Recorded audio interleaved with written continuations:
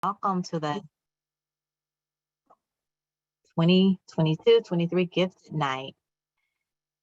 To honor your time, we are going to start now. And we are so happy to see that everyone is here in attendance. We hope everyone had a great day and you're ready to have some good discussion around Gifted in Advance.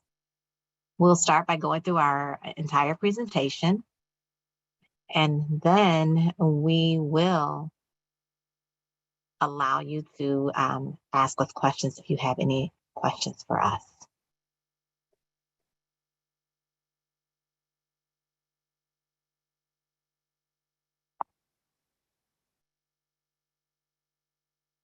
Sorry about that. I realize I'm not going to be able to keep myself muted like I thought I could. Okay, so for our agenda tonight, we are going to cover basically 4 different topics and then allow some time for some Q&A. So we just want to go over kind of who our team is and how we work together, some background about Gifted in Advanced, some programming that we have that is things that we have been working on, developing, and will be rolling out this year. And then also some curricular updates that pertain to Gifted in Advanced extensions. And then, like I said, our Q&A. All right, so our team and how we all work together to support your children. Our team consists of Mallory Umar. She is the Assistant Director of Curriculum and Instruction. Then there's Nikki Radcliffe and myself, Michelle Birch, getting a little tongue-tied. We are Gifted in Advanced coordinators, and we work closely with the MLSS. So a little bit about, Nick, if you want to go back to my side. So those are the schools that I work with, and there's about 12 schools. And if your child attends one of those schools listed, I am the first point of contact. Although I am the first point of contact for those schools, Nikki and I, we work closely together, and we work in multiple occasions with programming within both of the schools that we service. So our goal is that we make sure that we are communicating the same message across the district, and we both will do our best to support all gifted and talented students. And I am Nikki Radcliffe. Like Michelle said, we each have our own set of schools, but still do work closely together on a lot of our programming and implementation of those types of things. I cover all the IB schools, all the high schools, and then other elementaries in there. So I would be your first point of contact if your student or your child attends one of these schools listed here. And we will be sharing this slideshow with everybody there. As you saw, it is recording, so you will be able to access this again if you need to come back to one of these slides and get either of our contact information. Okay, so how do we all work together? This slide displays how we all are kind of working collaboratively for the best interests of your child. And we want you to know that we do not do this alone. We keep an open line of communication with you, the parents, as well as the teachers, the MLSS. And again, as I stated before, Nikki and I, we work collaboratively on a lot of things because we want to keep the same messaging across the district. So we work with the MLSS because they are in the buildings frequently, and they have a certain amount of buildings, which is a lot less than what we actually cover. And so they will go in and hold these monthly meetings, and your child's information is on their tracking forms that they utilize at these meetings. And they keep us informed if we cannot be at the meetings. They keep us informed by utilizing those tracking forms to take notes from the teachers, because they will address any concerns or questions during those meetings. And parents, you are a part of this because we get the recommendations a lot of the time from you, and you help us when we develop those differentiation plans.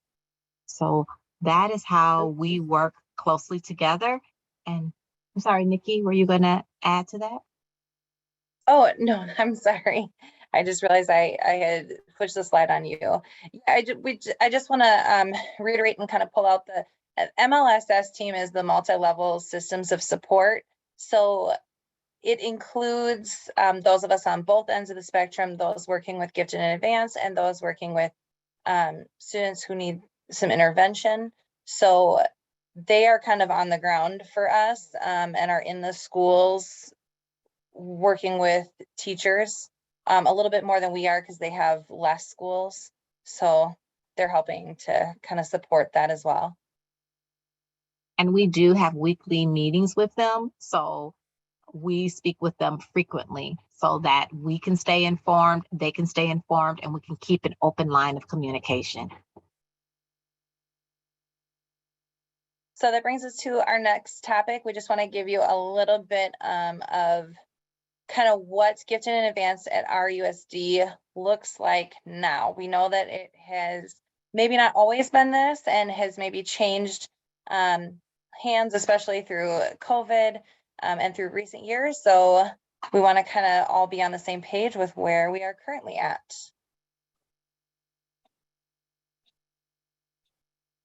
We have a Gifted and Advanced website that you can easily access. If you go to the RUSD website, you will select academics, and there's a drop down on your left. So you will see Gifted and Advanced. And when you go to our page, you will have access to our handbook, which has our nomination forms. You will have access to the applications for early entrance or acceleration.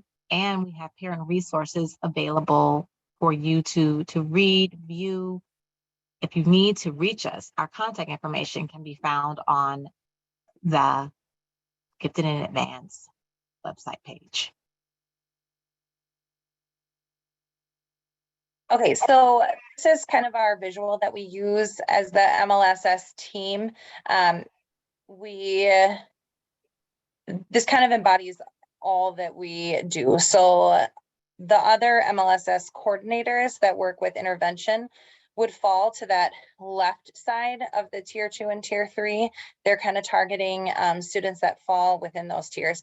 In the middle, we have the tier 1, which is where like 60% of students fall. So that's kind of your middle ground.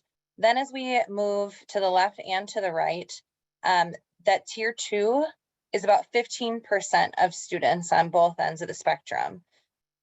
Then when we move into our tier 3, we're looking at about 5% of our students.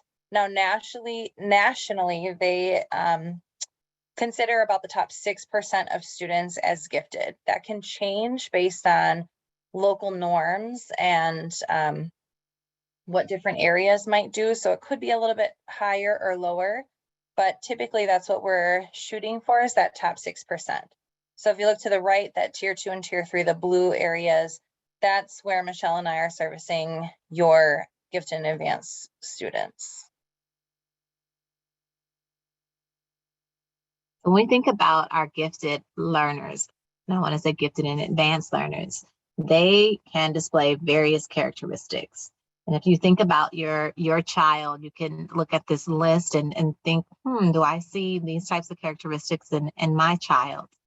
So they can be just as easily inquisitive as they can be sensitive. They can also be very intense and self-critical. So you see, they can have these strengths, and due to like their maturity level or how they view themselves, it might not always be obvious. We know that each child is unique and different. And even the research states that those characteristics listed above are common in gifted students. It's not the end all be all, but this just gives you an idea of how varied the characteristics can be with the students that are identified as gifted learners. Sorry, I'm gonna try to get rid of this top thing. I know makes it hard to see.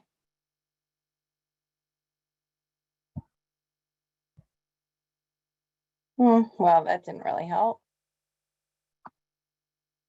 Okay, well, I'll try to keep moving it to make sure that I'm not covering anything up. But I wanted to talk a little bit about what our model looks like. I know in years past, there has been a specific school in our USD dedicated to gifted and advanced. However, we no longer have, we do not designate schools or classrooms or teachers who are labeled as gifted specifically.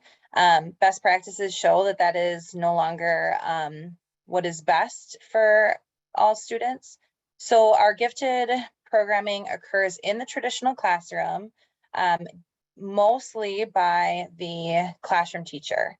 So because of that, we do everything that we can to try to make sure that that classroom teacher has what they need in order to give your students the best opportunities and what they need in terms of challenge and extension. So every elementary classroom has an MLSS block that is set aside daily for extension or intervention, basically giving kids what they need during that time. So all of the things that we're offering can be done by the students during that block. So they have that designated time in order to be able to do these things. Every elementary middle school building is assigned an MLSS coordinator like Michelle was talking about. They meet with the teacher at least every 4 to 6 weeks to discuss student needs. And again, our gifted students are also on their radar of students that they need to check in with at those meetings. And then whenever possible, we will have events and other programming that will be hosted by the gifted department. First, the opportunities will be presented to our gifted students, then they will be opened up to all students. We do like it when we have programs where other students also get to participate, but gifted obviously is our priority.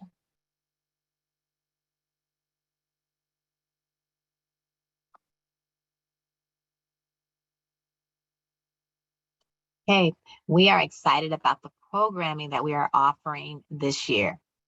We want our gifted students to have opportunity to engage in ways that are definitely challenging for them so they can continue to grow.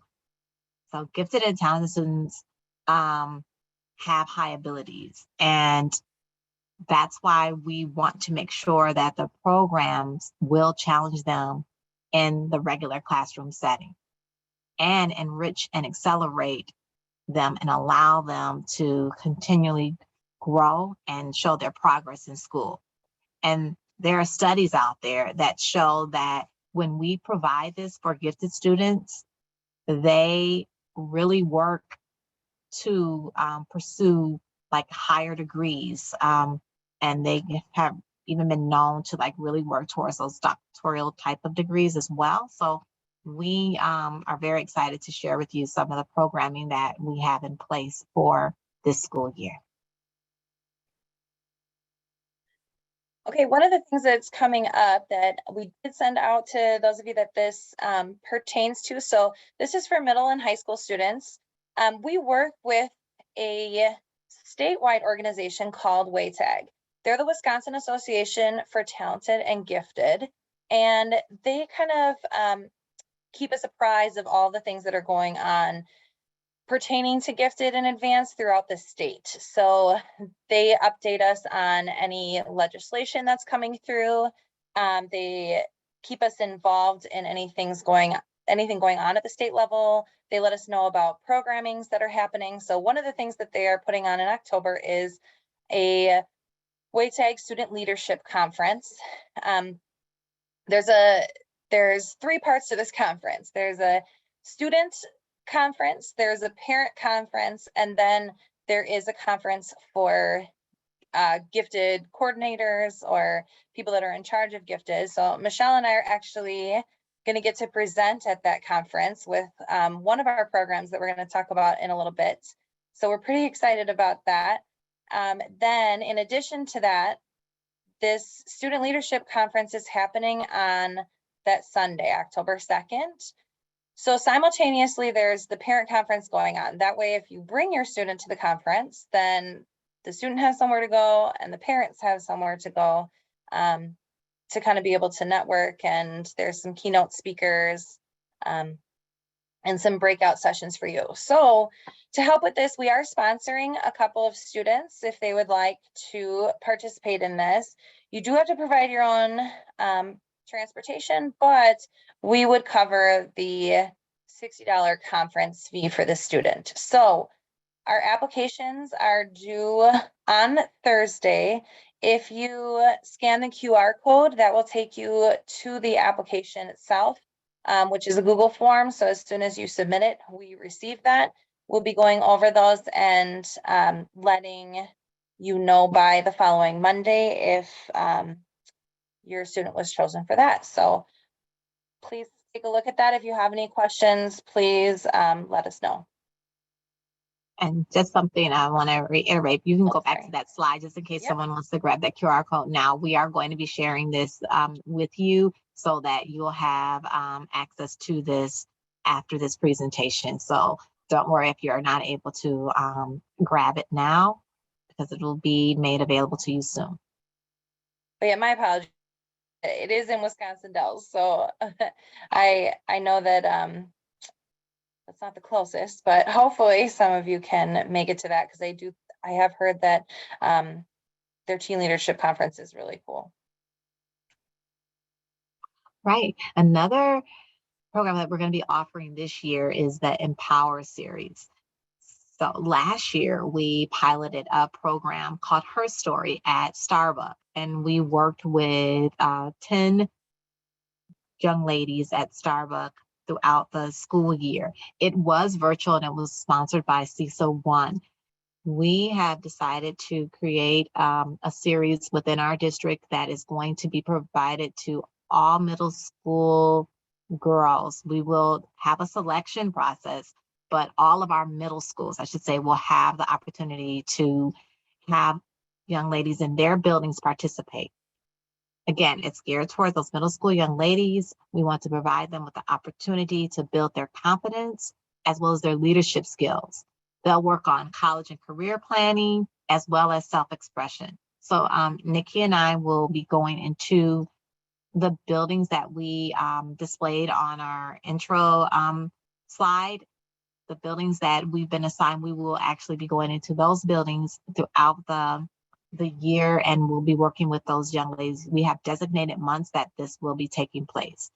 We will be conducting a book study, which consists of a book that has 25 powerful women who tell their stories. So this is going to be women who have been gymnasts or judges, authors, vice president, as well as singers and poets.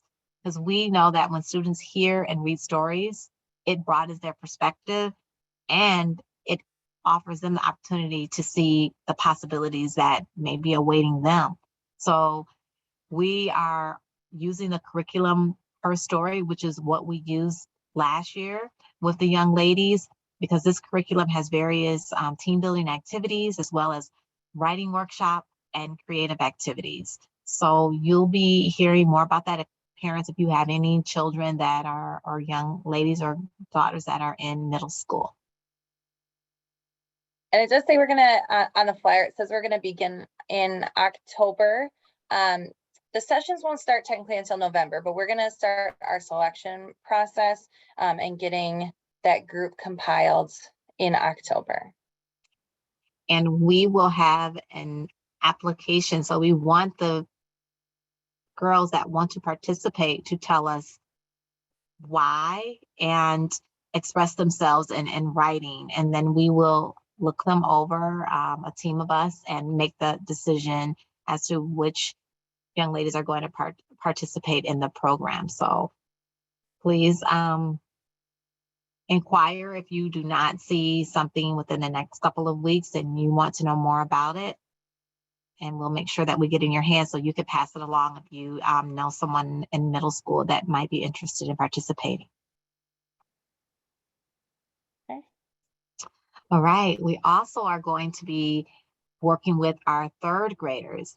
we're going to have a book club this year for third graders in all of our buildings that have students identified as gifted. So they will participate in this book club, and this is going to be pretty cool. We have purchased a book that we're going to be giving to each student. It's the Kid Innovators, and they'll each have their own copy of this book, but we also have a Google Classroom, and we're going to hold an event in October, November, and December. So we'll be bringing those students together with us at the PL Center, and we're going to have an orientation in October. They will work with us within the Google Classroom, so there will be some face-to-face, there'll be asynchronous, synchronous opportunities, and then we'll come together in November, and then we'll have a culminating activity in December. So again, the book is entitled Kid Innovators, and this is an opportunity for our third graders to read and reflect on inventors and trailblazers like Walt Disney, Steve Jobs, and Madam C.J. Walker.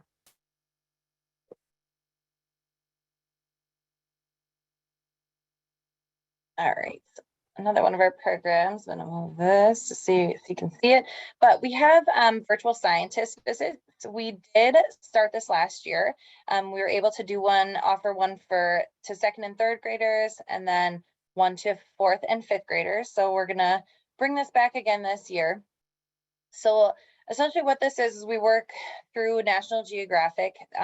They offer Explore classrooms multiple times a month with different scientists all over the world. So they stream in a scientist and have that scientist either participate from home, or sometimes they're participating right from the field wherever they're doing their study. They go over a little slideshow presentation, and then they open it up for questions from classrooms. So anybody can ask anything. You can type it right into the chat. It's all run through YouTube. So you can type it right into the chat, and then the scientists will answer some of those questions in real time. So we have 2 of those coming up in October that we're going to offer on all the grade levels. We'll do a second, third again, and then actually we might even do a first, second, third, and then a third, fourth, fifth, because that third grade kind of can appreciate both.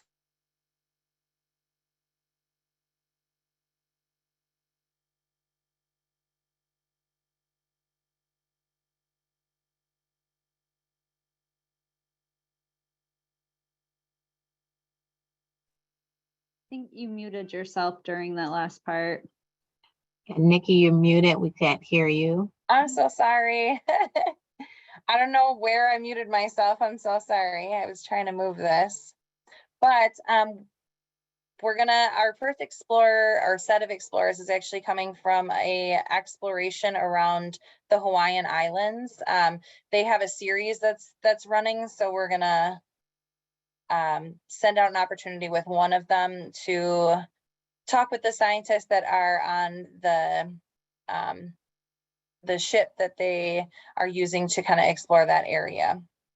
So these 2 scientists that we have here are the scientists that we used last year.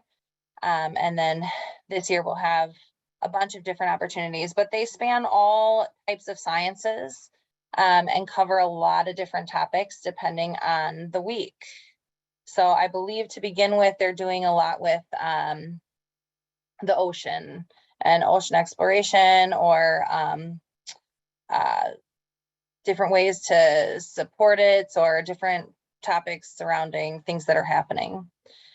We try to make sure that we have curricular activities specific to our gifted students, so that they can kind of take these visits and do some extension activities that go along with these visits as well. So while it's offered to the general classroom, we still have those additional opportunities for gifted students to kind of build upon what they see.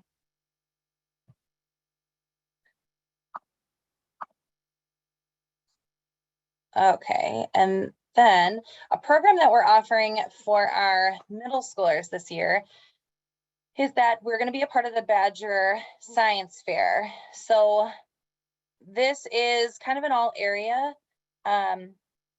science fair that we'll be participating in, and we can take up to 5 projects per school. Students can choose to be on a team individually, or they can be up to a team of 3. And there's 4 different categories they can enter in: science, technology, engineering, or mathematics. Any project is accepted as long as they follow the scientific process. They award first, second, and third place, with the top 10% of students going on to what I have pictured here, the Broadcom Masters. Typically, this has run at MSOE for the judging. We will take care of the entrance fee for the students and the students' projects. And we're also going to get mentors, depending on where we have students interested in from what schools. We're going to get student mentors at their school, so that way they can touch base with their mentor and making sure that they're staying on track with their project throughout the time period. The actual competition takes place in March, but the planning for this will begin in October or November and kind of span throughout that time. And we will continue to do check-ins with students to make sure that they are on track for this.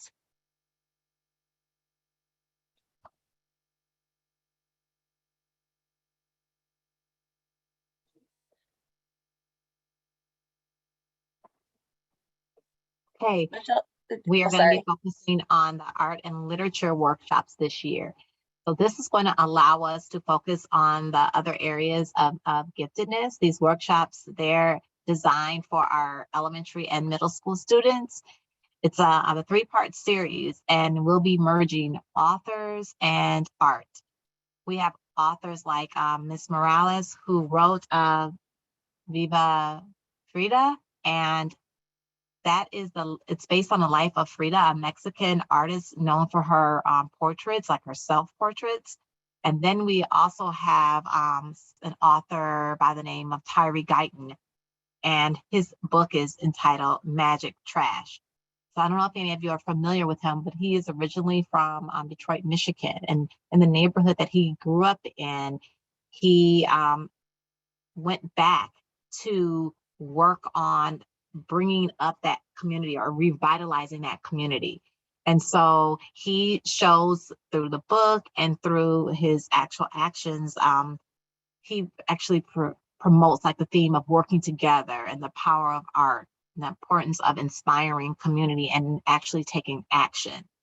And it's an community in an area that's widely known now because of what he did to that community. And we want students to be able to express themselves through art and through literature. And so that's why we want to marry the two and work with our students in K through 2nd, and then a group 3rd through 5th, and then a group 6th through 8th, and provide these opportunities for them to work in these art and literature workshops. Yes, and unfortunately, we will not be able to offer this at every single school. So we are targeting specific schools based on where we have the most students identified, if it has a focus of art, or targeting some of our underrepresented schools.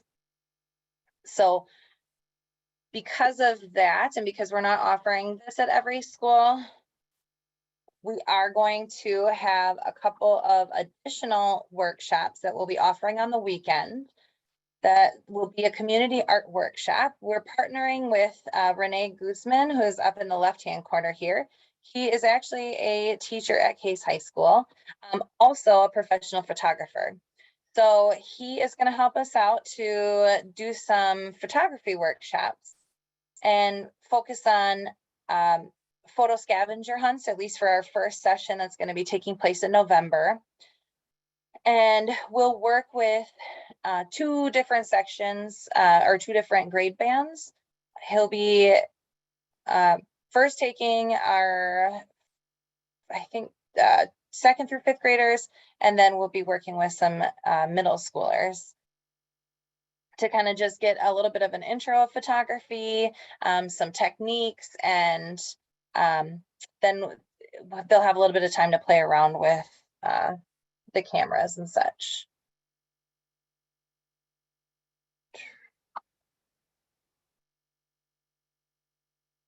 Last year, we had so much fun with the fourth graders. If any of you had a child in the fourth grade last year that was in a classroom with someone who was identified as gifted, you might have heard your child or a student talk about the escape room experience. So the fun was to the point where we said, we have to extend this and offer it to more children. And so now we're going to not only have fourth grade, but we have created some of these experiences for second and fifth graders this year. So every classroom with a gifted student will have the opportunity to participate. It requires the entire class's participation. And what we do is we design these challenges, and they are put on slides along with a Google form. And they have to persevere through these challenges by working collaboratively within their groups. And they have mazes, puzzles, and they have to brainstorm their way to answer complex questions. And they will engage in this. Probably the fourth graders will have two opportunities, like the middle of the year and at the end of the year. And second grade, we want to start that soon as possible. And then we'll have fifth grade probably during the winter months. So these are some great experiences for students to engage in. From the feedback we receive from not only the students, but the teachers, we know that this is something that is enjoyed, and we're glad to be able to bring it back this year. This is actually when Nikki made reference to the WayTag conference, what we will be we'll be sharing at the conference. We will present in October, and we're going to be talking about this experience and how our students enjoyed it and how other schools and districts can bring it into their buildings.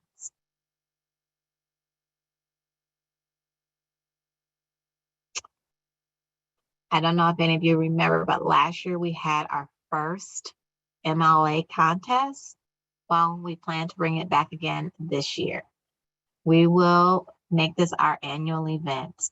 And what we do is we change the theme from year to year, and the students have the opportunity to create an art piece or write an essay or a poem reflective of the theme that we have for that year. This is a K-12 event, and we want to encourage as many students as possible to enter, to display their art or their writing or their poetry. We'll be sending out information sooner than later, and we will announce our winners, and their artwork will be on display at the Mahogany Gallery here in Racine.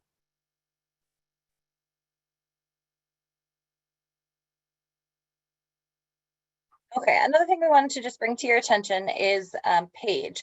PAGE is a consortium of area gifted and advanced representatives that work together to create additional events that we can offer to our districts. So PAGE stands for Partners for the Advancement of Gifted Education, and it involves CESA 1 schools. CESA 1 is just the district that we're kind of in. Not every school district participates in it, but any CESA 1 district can choose to participate in it. Michelle and I are actually facilitators for the group this year, and we really just get together with the other coordinators and plan additional opportunities for students. We plan additional opportunities for parents sometimes. Sometimes we come together to be able to sponsor students to go to a camp that is specific for gifted, or STEM camps. So a lot of great opportunities are offered through Page that we're able to bring to you because of the organization. So one of those events that will be happening soon is Breakout EDU. We sent this out to some of our groups, but the first one is actually happening tonight. So I apologize that we won't be getting to that one, but there are one in October, November, December, and then there are plans to bring it in the spring as well. So it's all virtual. It's for grades 3 through 8, 2 different sections, 6 through 8 and a 3 through 5. But basically the students, if you register, you'll come online and the facilitator will send out the challenge to the student and you can kind of work through it. It is a timed challenge, but can work through that either individually or as teams that she'll group them into to kind of be able to collaborate on that. So that's just one of the events. We have multiple other events planned through Page that we will be sending your way as soon as those come out. In addition to that, we are looking for a parent rep. So every school district is given an educator and a parent rep spot. We could probably take 2 parents if there are more than one that are interested. You just have to be able to attend our meetings every third Friday of every other month. So we only have 5 meetings a year. We've already had one. So our next meeting is November 18th. It occurs from 12:30 to 2:30 in the afternoon. And unfortunately, it is in Brookfield. So it's at the Elmbrook School District district office, which I know is a little bit far, but hopefully we could find somebody that can join us at those and kind of help us plan some of those events and get that out into Racine. So if you're interested in being a part of that or being a parent rep, please email us at our giftedandadvanced@rusd.org. Again, you'll have access to this if you need to come back and kind of look at this. And then we will follow up with you for that. So thank you for considering it. Hopefully we will get a couple people interested. Love to have one of you parents be a part of that with us. That would be really great.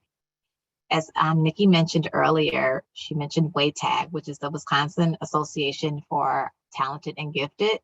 And it is a nonprofit organization and it consists of parents, students, educators, businesses, and industry personnel. So it is basically an organization that is dedicated to fostering a climate, not only in the school, but in your home and in a community to help these students that we have that are identified as gifted reach their unique potential. So being a part of this organization allows us to stay informed, and you as well can stay informed by becoming a member through their blogs and their resources. And we will also keep you informed, just like we shared with you about the conference that will be taking place in Wisconsin Dells. So we will keep you updated on happenings such as those. And we urge you to consider joining WATAG or even going to their website and seeing the offerings that they have, because you can find a lot of nice material that you can read to keep you informed and updated. And the picture on the left is linked, and that will take you right to the application page to be able to apply to be a parent member. The membership right now is free through the end of this month. After that, it goes back to being a paid membership. So if you're interested in this, do this in the month of September and you will get the membership for free. Okay, next we want to just give you some curricular updates on some things that we've been working on in order to provide your students some extension opportunities that align directly with the curriculum. So we'll start with the HMH ELA extensions. So within the HMH curriculum, there are modules, and we worked with our literacy coaches to help create this resource for the students. So it's designed for our gifted and advanced learners, and what they receive is a booklet. So typically in a classroom, the teacher will speak to the entire group, and then students will go off and do the work. And this work and these ELA extensions is actually pulled from the curriculum, the enrichment portion of it, which allows us to extend the learning so that our advanced learners can work at a more rigorous and challenging level. So the HMH ELA extensions are available in each classroom that has students that have been identified as gifted from first grade through fifth grade. So this is what those modules look like. It's just one of our fourth grade, module 8, and you'll see that there is an essential question. So all the students in the class will have the same essential question. It's just that we've pulled the extension lessons from the curriculum to provide the teacher with a ready-made resource for their advanced learners to really stretch their learning and grow their skills. And again, I just want to reiterate, there is a booklet for each module for the entire school year. Then for math, we kind of did the same thing. We know that teachers are really busy. We know that it's difficult to kind of have enough time to reach your high kids, reach your kids that need a little bit extra. So we took the curriculum and compiled all of the extension activities and put them in one place in a packet for the teachers to be able to use when they're planning their small group instruction. So there are extension activities for not every lesson, but a good chunk of lessons throughout the entire year. This is also created for K through 5 and available for the teacher to use with the students. Some of it is online math games, some of it is physical math games, and some of them are more like extensions of the lesson that give them practice, but at a higher level. So still in line with what they learned, but just kind of at a higher level to give them that challenge that students need.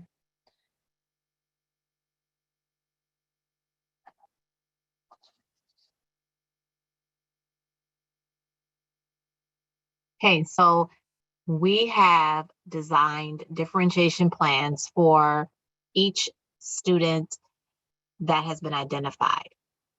So we began creating these in the 2021-22 school year. And we worked as closely as we could with the teachers and the parents. And some of you parents that might be on might not have had an opportunity to work in depth with us because some of these things took place at the end of the school year, but we will make a point of keeping you engaged and involved in this, because this is like a living document. It's not something that is just written in stone. It is something that when you want to adjust it for whatever reason, we are here to have that discussion with you, and we can arrange meetings, be it virtually or in person, and have the discussion about how we can adjust or modify to make it as close to what we need to help students continue to grow and stretch their learning. And so we, again, are working to make sure that this is something that we do on a regular basis so that all of our students can have these differentiation plans that are designed to meet their individual needs. So this is something that our MLSS coordinators are aware of, because we also use them in the creation process as well, so that we create this draft and then we typically share it with the parent or the teacher to get their feedback, to ensure that we are preparing or creating something that's going to challenge the student and extend their learning. Yeah, and I just want to add, if your student was identified through one of the screeners that we did last year, we know that we didn't quite work the differentiation plans in the same way. All of our students, K through 5, do have a differentiation plan, but some of you may not have been a part of the process as much if your student happened to be identified through that screener. So if there's anything that you had seen on there that we need to change, like Michelle said, we certainly can have that. And if you are a middle school parent and would like a differentiation plan put in place for your student in a specific subject or in their identification, please reach out to your gifted coordinator and we can set that up. And then just an example of kind of what they look like. So we usually will focus on the identification. So if your child was identified as gifted in general intellectual, or if it was reading, or if it was math, you'll see that indicated at the top. And then we offer a strategy or two that can be implemented in the classroom. So what we have here is just an example of what that would look like for your child. Oopsies, sorry about that. And then lastly, we just wanted to point out for our high school students, we do have AP course offerings that kind of give the students a chance to tackle those college level classes. Sometimes they're offered online, sometimes there is a dedicated AP teacher within the school building that offers those classes. I know not every high school necessarily has AP. Some have PAT classes that are offered through the technical college and have some other advanced offerings. But if your student is enrolled in an AP class, there are exam codes that are going to be coming out in October. Then they can register for the exams that will happen the first 2 weeks of May. Provided they score a 3 or above on those exams, they get some college credit. As of right now, our USD pays for 2/3 of all the exam fees. And if students qualify on an income basis, those tests are free. So there's no, other than the menial cost, there's no downfall to really having your student attempt to take the exam. It doesn't count against their grade if it doesn't go like they hope. It really is just an opportunity for them to kind of be able to show what they've learned and get that college credit. So there will be an invitation coming out as well for a parent night that will be happening in October. So keep an eye out for those invitations coming in the mail. That will give you a better idea of what to expect with those AP classes.